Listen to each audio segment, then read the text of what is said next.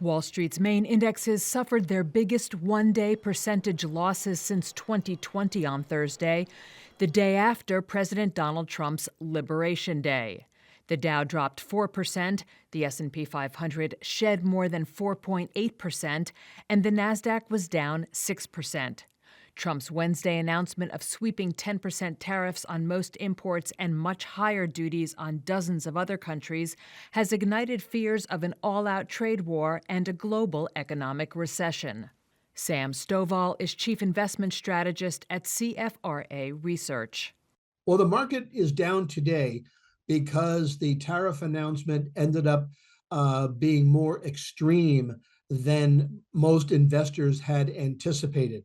And because of it being extreme, investors are now worried about what the reciprocal tariffs will end up being with the retaliatory tariffs by our trading partners, how long these tariffs will be in effect, because the longer they are, the deeper this market is likely to decline, because the longer that they are in effect, the weaker our economic growth and corporate profit growth will likely be. So investors are attempting to get ahead of the fundamental fallout from the taxes by selling now.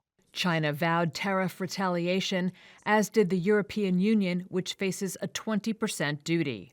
South Korea, Mexico, India, and several other trading partners said they would hold off for now as they seek concessions before the targeted tariffs take effect on April 9th. Trump's tariffs sparked a global stock sell-off, with tech hit the hardest. Apple sank more than 9%, reeling from an aggregate 54% tariff on China, the base for much of the iPhone maker's manufacturing. Amazon also slumped 9%, and Nvidia spiraled nearly 8%. Retailers were hit hard, with Nike and Ralph Lauren tumbling more than 14% and 16% respectively on a raft of new tariffs on major production hubs including Vietnam, Indonesia, and China. And bank stocks tumbled to multi-month lows, with Citigroup leading the pack, down over 12%.